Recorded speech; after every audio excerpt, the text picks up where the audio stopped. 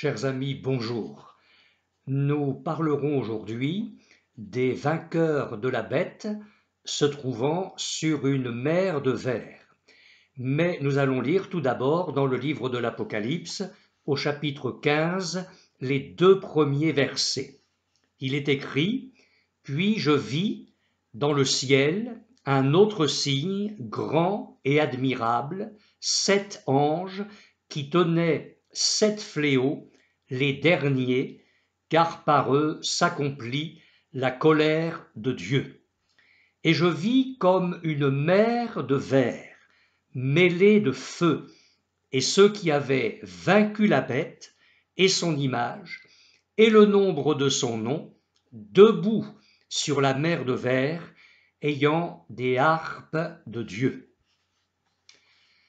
Après nous avoir fait entrevoir la moisson de la terre, c'est-à-dire le jugement de Dieu sur les nations, et la vendange des grappes de la vigne de la terre, c'est-à-dire le jugement de Dieu sur Israël, le Saint-Esprit nous conduit au ciel. Et je vous propose aujourd'hui de vous joindre à l'apôtre Jean dans la contemplation de la gloire céleste. Jean voit tout d'abord une mer de verre. Il l'écrit au verset 2 de ce chapitre 15 de l'Apocalypse, « Et je vis comme une mer de verre mêlée de feu ». Cette vision n'est pas sans rappeler celle du trône, devant lequel, rappelez-vous, il y avait une mer de verre. Nous lisons en effet dans l'Apocalypse au chapitre 4, verset 6, « Il y a encore devant le trône comme une mer de verre semblable à du cristal. » Certains commentateurs pensent qu'il s'agit certainement dans le chapitre 15 de l'Apocalypse, cette même mer de verre. Notons toutefois une précision dans notre texte d'aujourd'hui, la mer de verre est mêlée de feu, et les vainqueurs de la grande tribulation s'y tiennent debout. Nous reviendrons sur cette précision dans quelques instants. Si, comme nous l'avons souligné antérieurement, les 144 000 élus d'Apocalypse 14, les versets 1 à 5, ont vaincu la bête, ils partagent la victoire avec les martyrs de la grande tribulation qui, vraisemblablement, sont à ce moment-là devant l'agneau. Tous s'apprêtent à chanter leur joie en s'accompagnant de harpe, l'instrument de louange par excellence. L'apôtre Jean contemple là une multitude de rachetés. Ce ne sont plus seulement des Juifs, aucun chiffre n'est donné, comme lorsqu'il était question d'Israël. Ce sont les derniers martyrs, ceux qui ont résisté à la bête, à l'Antichrist. Ils sont debout sur une mer de verre. Ils ont acquis sa nature. Je veux dire qu'ils sont purs, qu'ils sont transparents comme le verre. Le péché n'obscurcit pas leurs âmes. Il n'y a rien de secret, rien de caché en eux. Et il y a là, je le crois, pour chacun de nous, une puissante exhortation à la sainteté. Le Seigneur dit à plusieurs reprises dans sa parole, « Vous serez saints, car je suis saint. » Notons encore un fait remarquable. Ces vainqueurs se tiennent debout sans que le feu mêlé à cette mer de verre ne les consume. Ce miracle ne vous rappelle-t-il pas celui du buisson ardent qui ne se consumait pas devant Moïse? La Bible dit l'ange de l'Éternel lui apparut dans une flamme de feu, au milieu d'un buisson. Moïse regarda, et voici le buisson était tout en feu, et le buisson ne se consumait point. Exode chapitre 3, verset 2. Ou bien encore, le miracle de la fournaise ardente qui ne consumait pas les compagnons de Daniel. La parole de Dieu déclare à ce sujet: « Alors le roi Nebuchadnezzar fut effrayé, et il se leva précipitamment. Il prit la parole et il dit à ses conseillers: N'avons-nous pas jeté au milieu du feu 3 hommes liés? Ils répondirent au roi: Certainement, au roi.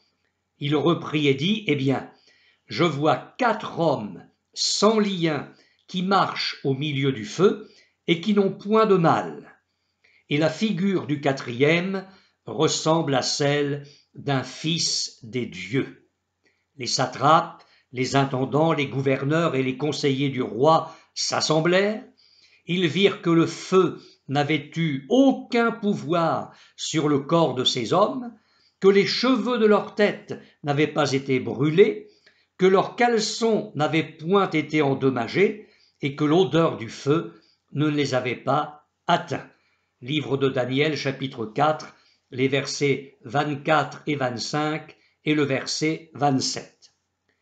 Mes amis, si le feu de la persécution a détruit les corps des martyrs, il n'a pas pu atteindre leur âme, qui, elle, est indestructible. Jésus a dit: Ne craignez pas ceux qui tuent le corps et qui ne peuvent tuer l'âme. Matthieu chapitre 10, verset 28. Et voilà pourquoi les vainqueurs dont nous parlons aujourd'hui pourront chanter sur une mer de verre mêlée de feu. Ils n'auront plus rien à craindre de la colère des hommes ou de la colère même de Dieu. Ils n'auront comme souci que de célébrer le triomphe total en réponse, en salaire de leur fidélité au Seigneur. Ils triompheront à ce moment-là du jugement divin qui est prêt à être manifesté, qui est prêt à éclater sur l'ensemble d'une humanité impie et rebelle. Oui, le peuple de Dieu, le peuple des vainqueurs, sera debout sur cette mer, affranchi de toute angoisse et libéré de toute condamnation. Alléluia! Que cette vision de Jean, mes frères et sœurs, fortifie notre foi et qu'elle stimule notre amour et notre zèle pour le Seigneur. Tous ceux qui sont en Jésus-Christ, ne l'oublions jamais, mes frères et sœurs, tous ceux qui sont en Jésus-Christ sont gardés de la mort éternelle. La victoire de Christ est la leur. Le triomphe de Jésus est notre triomphe. Ils sont associés à cette victoire. Et à ce sujet, retenons fermement dans notre cœur l'exhortation de l'auteur de l'Épître aux Hébreux: recevant un royaume inébranlable, montrons notre reconnaissance en rendant à Dieu un culte qui lui soit agréable, avec piété et avec crainte, car notre Dieu est aussi un feu dévorant.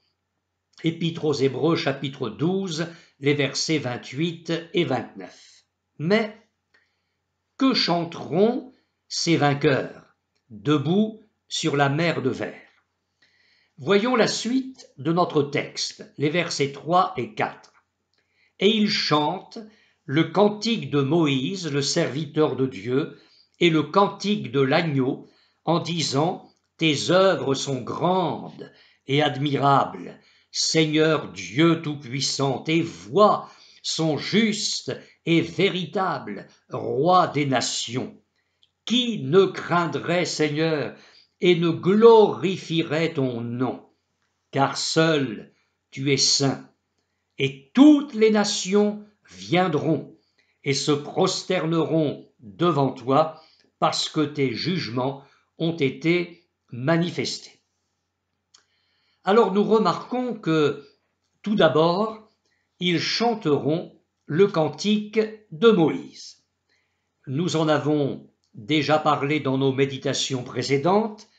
Moïse et tout le peuple d'Israël ont chanté un cantique après la traversée de la mer Rouge. Et ils ont chanté la délivrance miraculeuse que Dieu leur avait donnée dans cette circonstance tellement dramatique. Le Seigneur avait détruit Pharaon et toute son armée.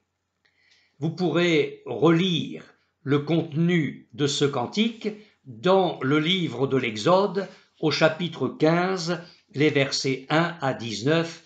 Le temps nous manquerait ici pour relire ensemble tout ce cantique. Si, comme le déclare la parole de Dieu, dans le livre de l'Exode au chapitre 14, verset 8, les Israélites sont sortis de leur servitude séculaire, la main levée, c'est-à-dire ouvertement, les martyrs de la grande tribulation sortiront aussi en vainqueurs. Et ils sortiront vainqueurs de l'écrasante oppression à laquelle l'Antichrist les aura soumis. Si les uns ont loué l'Éternel après avoir franchi la mer Rouge, les autres chanteront à la gloire du Seigneur après avoir courageusement traversé l'épreuve et versé, ne l'oublions pas, versé leur propre sang pour Christ. C'est pourquoi, à des millénaires d'intervalle, les deux chœurs entonnent les mêmes thèmes de louange. Et je vous propose d'ailleurs une brève comparaison entre le chapitre 15 de l'Exode, où se trouve le cantique de Moïse, et notre texte d'aujourd'hui dans l'Apocalypse 15, où se trouve mentionné le fait que les vainqueurs de la bête chanteront aussi le cantique de Moïse. Alors faisons la comparaison, c'est très intéressant, vous allez voir, entre le chapitre 15 de l'Exode et le chapitre 15 de l'Apocalypse. Exode 15, verset 1. Je chanterai à l'Éternel, car il a fait éclater sa gloire. Apocalypse 15, verset 4. Qui ne craindrait, Seigneur, et ne glorifierait ton nom. Donc mention dans les deux textes de la gloire de Dieu. Exode 15, 11. Qui est comme toi, ô Éternel, digne de louange, opérant des prodiges. Apocalypse 15, verset 3. Tes œuvres sont grandes et admirables, Seigneur Dieu Tout-Puissant. Allusion dans ces deux textes aux œuvres grandes, admirables ou aux prodiges de l'Éternel. Exode 15, 13. Tu as délivré ce peuple. Par ta puissance, tu le diriges vers la demeure de ta sainteté. Apocalypse 15, verset 4. Car seul tu es saint. Les deux textes font allusion à la sainteté de Dieu. Exode 15, 14. Les peuples l'apprennent et ils tremblent. Apocalypse chapitre 15, verset 4. Et toutes les nations viendront et t'adoreront parce que tes jugements ont été manifestés. Nous remarquons ici une démarche de toutes les nations, de tous les peuples, vers le Seigneur. Et enfin, Exode chapitre 15, verset 18, l'Éternel régnera éternellement et à toujours. Et Apocalypse 15, verset 3, tes voies sont justes et véritables, roi des nations. Allusion dans les deux textes à la royauté, au règne de Dieu.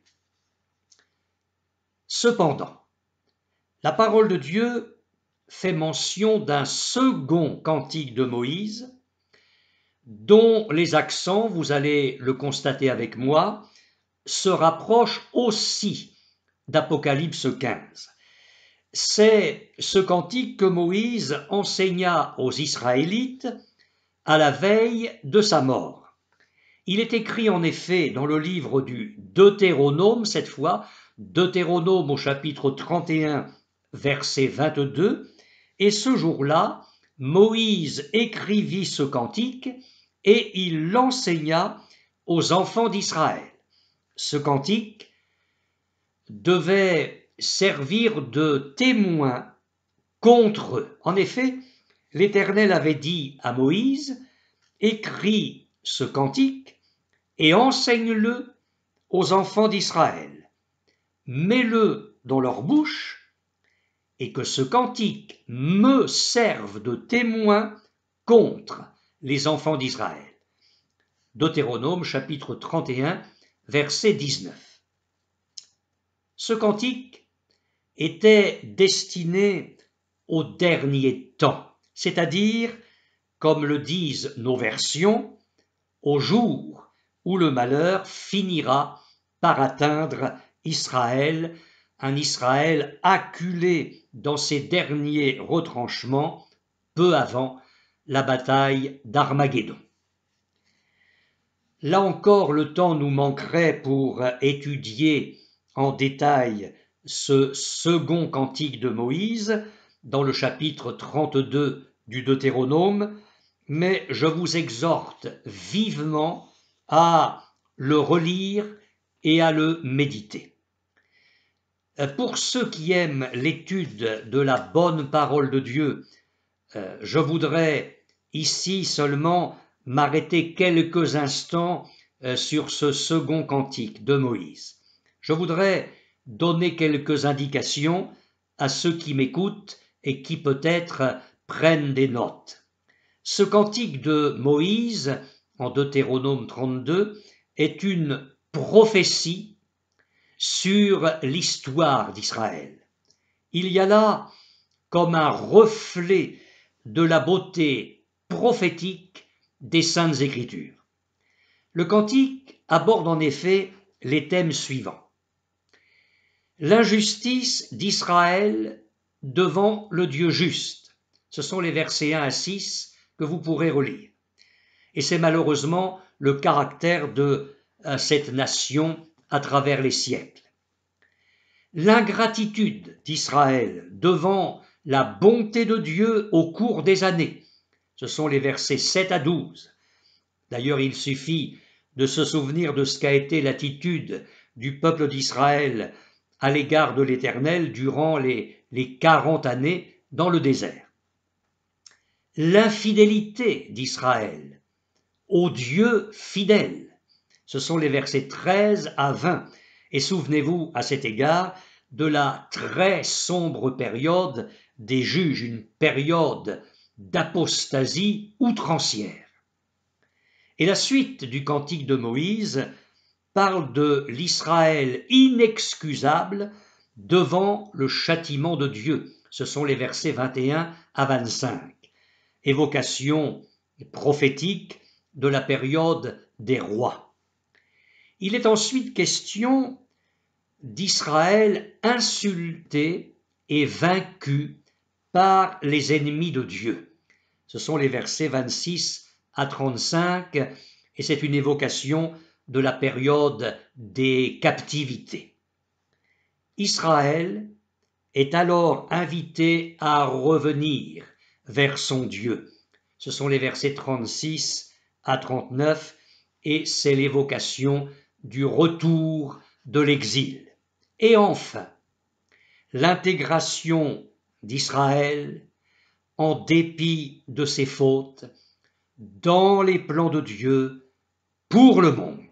Ce sont les versets 40 à 43 et c'est une allusion à la diaspora à la fin des siècles.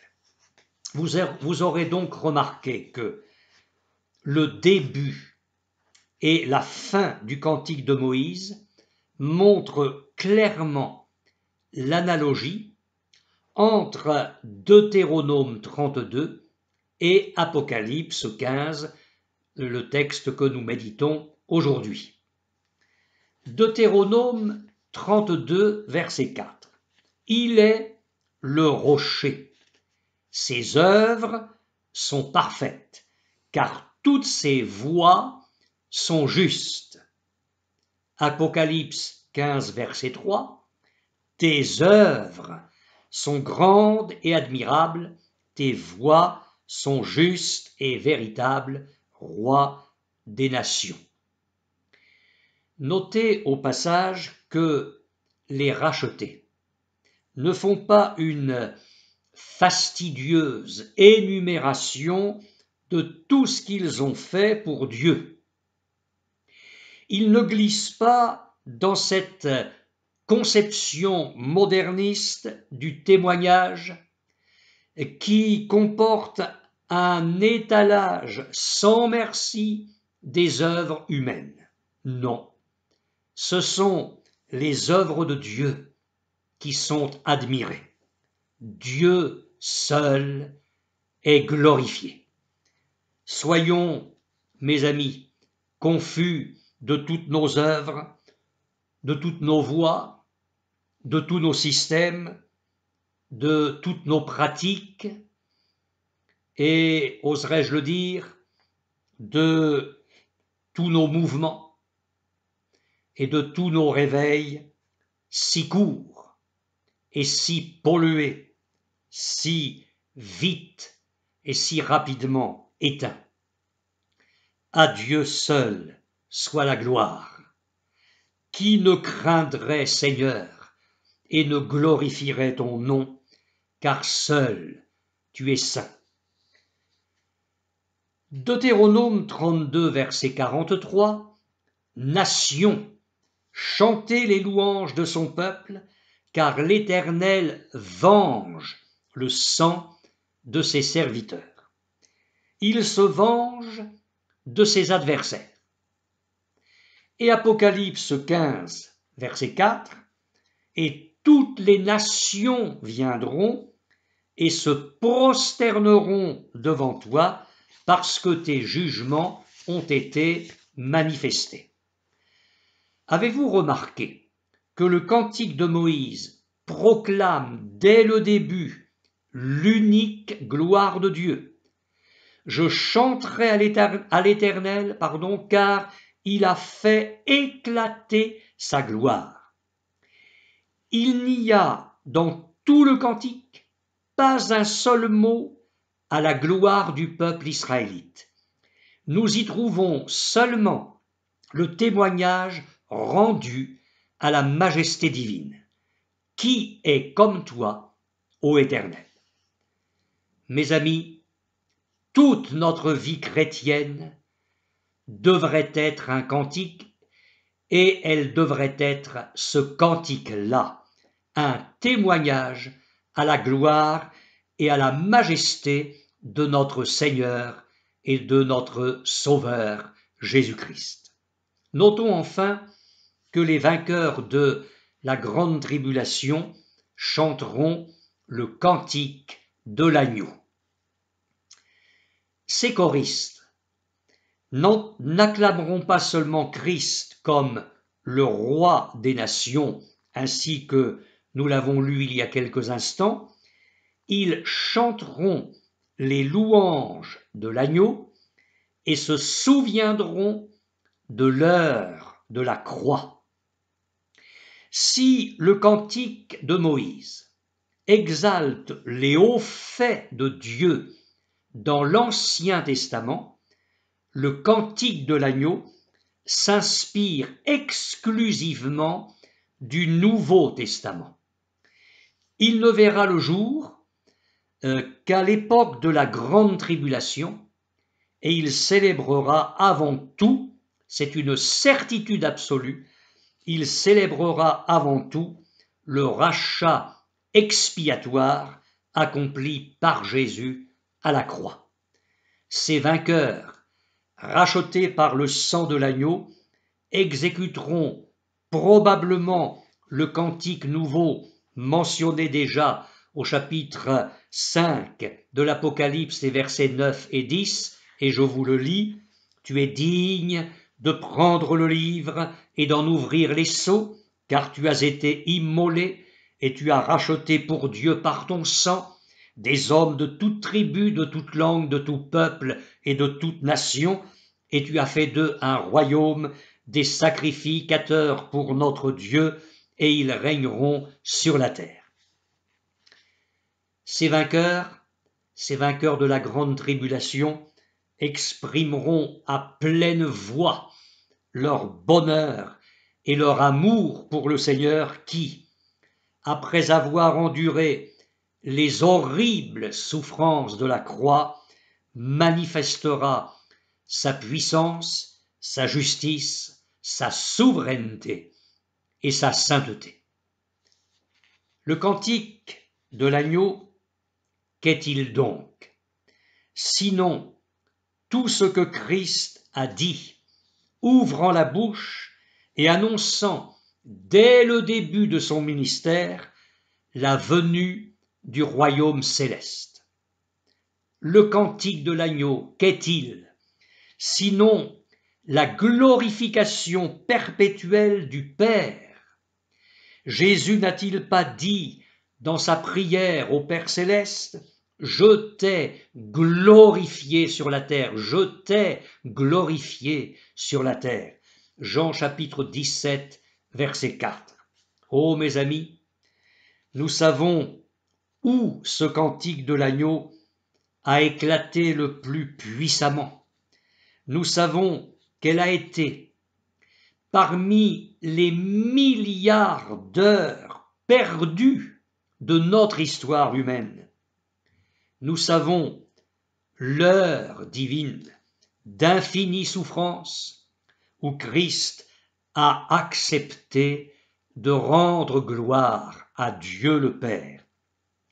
Il a dit dans sa prière: « Mon âme est toute troublée, et que dirai-je? Père, délivre-moi de cette heure. » Mais c'est pour cela que je suis venu jusqu'à cette heure. Père, glorifie ton nom. Vous trouvez ces paroles magnifiques dans l'évangile de Jean au chapitre 17, verset 28. Il n'est donc pas étonnant que le cantique de Moïse et celui de l'agneau soient si étroitement liés, pour ne pas dire même comme fondus en un cantique unique de louange, et ce, pour marquer l'unité indissoluble des deux alliances par lesquelles s'est accomplie la rédemption. L'œuvre de salut tout entière, telle que Dieu l'a préparée par Moïse, eh bien cette œuvre de salut a été accomplie par Christ. Mais plus encore, le cantique de Moïse est prophétique et il indique par anticipation la délivrance plus grande opérée par l'œuvre de Jésus à la croix.